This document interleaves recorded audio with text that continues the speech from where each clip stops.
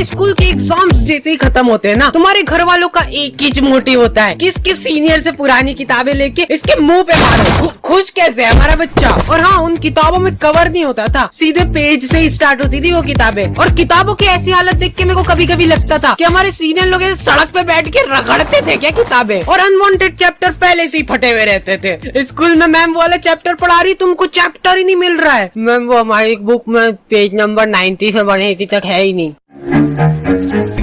गर्मी की छुट्टियाँ, तो गर्मी की छुट्टियाँ पढ़ते से हम लोगों ने असेंबल करा हमारा ग्रुप, दाल बाटी युवा मंडल। हाँ, हमको भी हमारे ग्रुप का नाम शुरुआत में थोड़ा ऐसा अजीब लग रहा था, कुछ ऐसे किसी चीज की कमी लग रही थी, तो फिर हमने दाल बाटी प्लस रायता युवा मंडल रख दिया। और हाँ, मेरे को आज तक ये बात समझ नहीं आई कि स्कूल वाले अप्रैल में स्कूल लगा के क्या कर रहे हैं। टीचर लोग तुमको एक एक चैप्टर पढ़ा देंगे अप्रैल में, और फिर जब तुम भूले भटके 2 महीने की गर्मी की छुट्टियों के बाद स्कूल आओगे, बेटा अप्रैल में पूरा कोर्स निपटा दिया था अपन ने, आंखों में भटिंग करके चैप्टर निपटाते, याद नहीं क्या तुमको?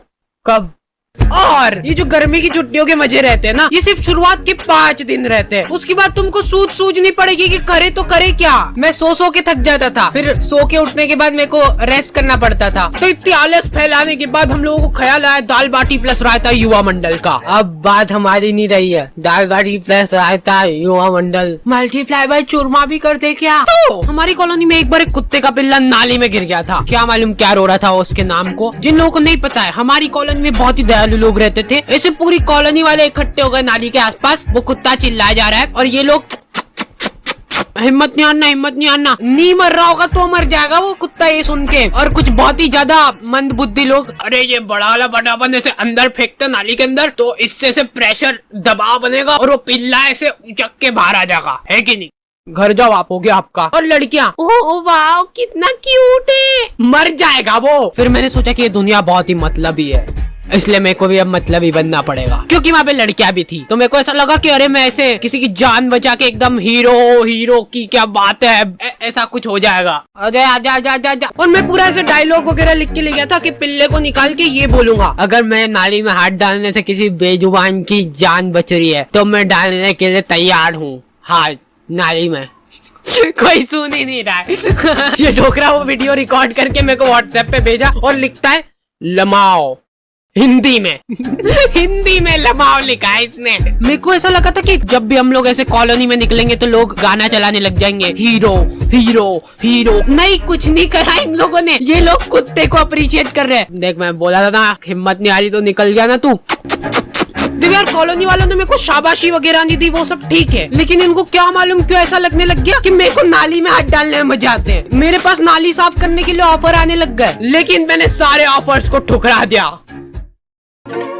जी हाँ, तो फिर से आ चुका हूँ मैं, और आज हम लोग बात करने वाले हैं डुओलिंगो के बारे में। मतलब कि जिसके भी 2 लिंग। तो गर्मी की छुट्टियों में तुम लोग भी फ्री भूखते बैठे ही होंगे, तो इधर उधर दीवारों पे माथा पटकने की जगह तुम लोग सीख सकते हो कुछ काम का। जैसे कि डुओलिंगो में मैं सीख रहा हूँ इंग्लिश। अब आगे का मैं पूरा इंग्लिश में बोलूंगा अगली वीडियो से।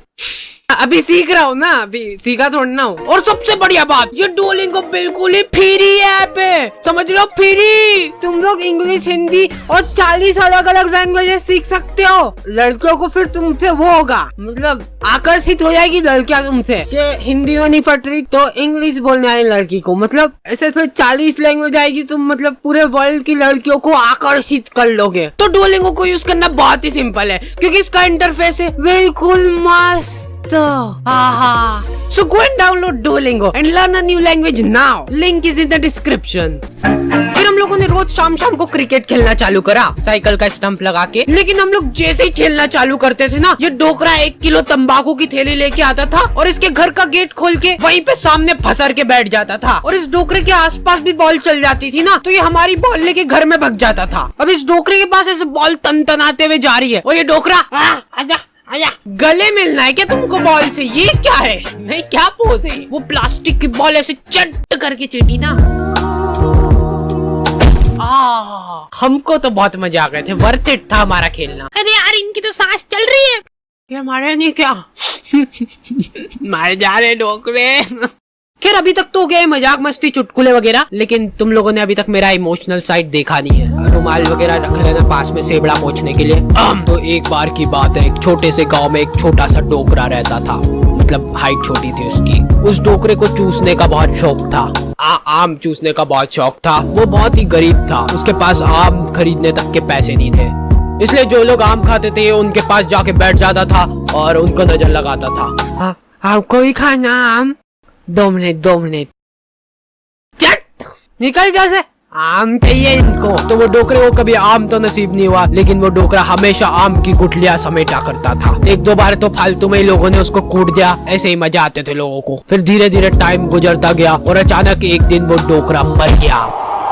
गांव वालों को उसके मरने पे बहुत खुशी हुई, उन्होंने शादी पार्टी का माहौल बना दिया था, एकदम भोभा कर दिया था बिल्कुल। फिर कुछ सालों बाद उनके गांव में ढेर सारे आम के पेड़ उग गए। तब जाके गांव वालों को समझ आया कि वो डोकरा गुठलियों का क्या करता था। सारे गांव वाले बहुत चक्के रह गए। फिर सभी गांव वालों को अपनी गलती का एहसास हुआ और उन्होंने काटो ये सारे पेड़, फालतू उगा के चल गया यहाँ पे, मरते मरते भी ढंग का काम करके नहीं गया। तो मोरल ऑफ द स्टोरी ये है कि पेड़ काटो।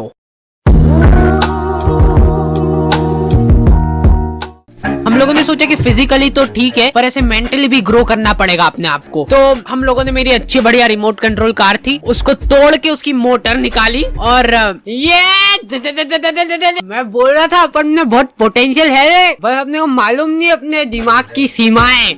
और हमारे इधर एक टोपेश नाम के आदमी की किराने की दुकान थी, ठीक है। तुम 24 घंटे में से कभी भी इसके दुकान के सामने से निकलो, इसके 2 लफंगे दोस्त और ये तीनों का मुंह चलता ही रहेगा। ये तीनों ही खा खा के सामान खत्म करते थे इसकी दुकान का। नहीं पर उन भाभी को देखना एक बार, गौर से देखना एक बार, उनमें है कुछ अलग बात है उनके चेहरे में, ऐसे देख के हो जाता है। अरे नहीं, मैं बता रहा हूँ, आपने अभी उनको बिना मेकअप के देखा नहीं है, लेकिन नेचुरल ब्यूटी भी तो होती है कुछ चीज। भैया ये एक नीम वाले साबुन की टिक्की दे दो। ये लो हाजिर है। भैया ये तो एक्सपायर्ड हो चुका है, देखो। अरे दीदी ये कंपनी वालों से मिसप्रिंट हो गई होगी, बाकी हमको मालूम है ना अभी नहीं हुआ एक्सपायर। ये लो खुश।